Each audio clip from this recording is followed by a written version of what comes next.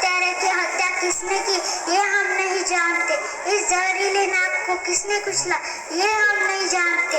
इस अंग्रेजी सुअर की शिकार हिंदुस्तान के किस शेर ने की ये हम नहीं जानते। तो फ्रेंड्स, हिंदुस्तान के इसी शेर के बारे में आज आपको बताने जा रही हूँ।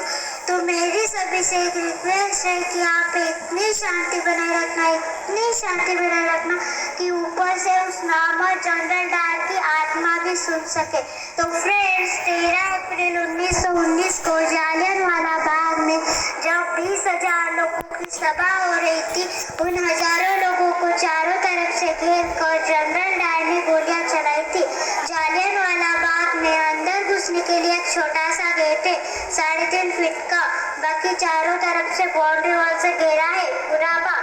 डायर ने 3.5 फीट वाले गेट पर टैंक लाकर खड़ा कर दिया ताकि अंदर से कोई बाहर ना भाग सके। डायर अपनी फौज लेकर अंदर पहुंचा। 20,000 हिंदुस्तानी क्रांतिकारी वहां जमा थे। किसी के पास हथियार नहीं था, बम नहीं था, पिस्तौल नहीं थी, गोला बारूद नहीं थी। यह अंग्रेज सरकार जानती थी कि वह सब अहिंसक तरीके से वहाँ मीटिंग कर रहे थे।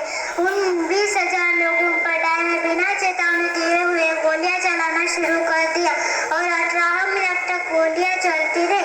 उनमें 2,000 लोग सीधे गोली लगने से मर गए, गोलियां खाकर शहीद हो गए और हजारों लोग भगदड़ में मर गए।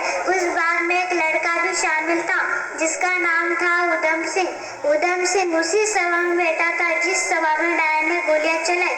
उधम सिंह अपनी आंखों से एक एक क्रांतिकारियों को मरते हुए देख रहा था और जब एक एक क्रांतिकारी मरता था तब उसके मन में एक ही विचार आया कि जिस डायर ने मेरे देश के क्रांतिकारियों को मारा है मैं उसे छोड़ूंगा नहीं। अब उसका एक ही मिशन था, जनरल डायर को खत्म करना। वो 14 साल का अपने जैसा बालक मरते हुए लाशों को एक किनारे रखता था और जिनका कैसे चलाई जा मकसद एक ही था, जिंदा रहना है डायर के मरने तक। और वो लड़का कारपेंटर हो गया, कुछ पैसा बनाया और लंदन गया। क्यों गया? क्योंकि डायर ने जब इतना बड़ा हत्याकांड कर दिया था तो अंग्रेज सरकार ने उसे लंदन भेज दिया था। डायर की तलाश में उधम सिंह लंदन तक पहुंचा। लंदन पहुंचने के बाद फिर पैसे खत्म हुए तो लंदन की होटल में एक नौकरी की।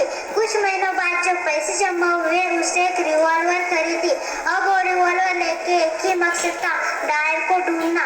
एक बार उसका पता चल गया, उसके पास भरी हुई पिस्तौल भी थी।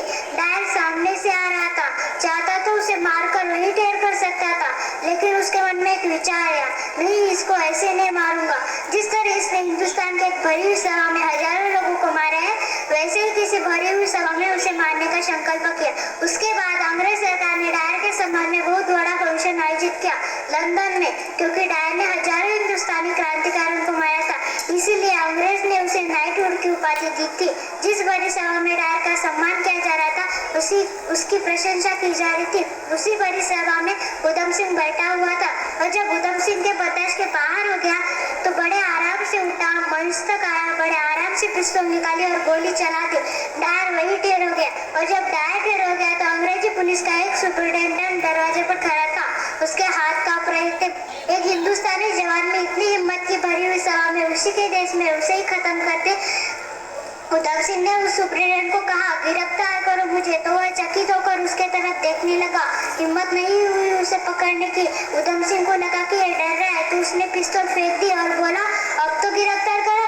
तो उसने डरते डरते उसने हथकड़ी लगाई और उधम सिंह ने कहा, चलो कोर्ट में ले गए उधम सिंह को। कोर्ट के कटघरे में खड़ा कर दिया। जज ने सबसे पहले प्रश्न पूछा, उधम सिंह अगर तुम चाहते तो डायर की हत्या करने के बाद भाग सकते थे, तुम्हारे पास पूरा मौका था। उधम सिंह ने जवाब दिया, जैसा हिंदुस्तान के जिस मिट्टी से मैं पैदा हुआ हूँ उस मिट्टी के पीठ टिकाकर भागा नहीं करते, जरूरत पड़ने पर सीने पर गोली खाते हैं, पीठ टिकाकर भागा नहीं करते। तो जज आश्चर्य में पड़ गया। जज ने फिर दूसरा प्रश्न किया, उधम सिंह अगर तुम भागकर हिंदुस्तान चले जाते तो तुम्हारे देश से सैकड़ों उधम सिंह पैदा कर सकते थे। उधम सिंह ने जवाब दिया, जैसा आप इस गलतफहमी में मत रहिए, जिस दिन आप मुझे फांसी के फंदे पर चढ़ाओगे उस दिन हिंदुस्तान में एक नहीं बल्कि हजारों उधम सिंह पैदा हो जाएंगे।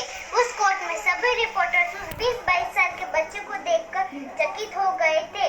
फांसी की सजा सुनाते समय जज के हाथ कांप रहे थे। उधम सिंह ने कहा, परेशान मत होइए जज साहब, मेरी फांसी लगा बचाने के लिए आपको जल्लाद बुलाने की जरूरत नहीं पड़ेगी। मैं खुद अपने हाथों से फांसी का फंदा चढ़ाऊंगा। और जब उधम सिंह को लंदन के जेल में फांसी हुई तो उसने सभी जल्लादों को वहां से हटाया था। खुद गया, बड़े आराम से बोला, काले नकाबी की कोई जरूरत नहीं। बड़े आराम से फांसी का फंदा खुद अपने हाथों से गले में लटकाया और झूल गया अपने देश के लिए। ऐसे देशभक्त को मैं दिल से प्रणाम करती हूँ। हिंदुस्तान के इसी शेर के बारे में एक शेर सुनाकर अपनी रजा लेती हूँ। जब तक सूरज चांद रहेगा उधम सिंह जी, तुम्हारा नाम रहेगा, नाम रहेगा, नाम रहेगा। Thank you so much. जय हिंद, जय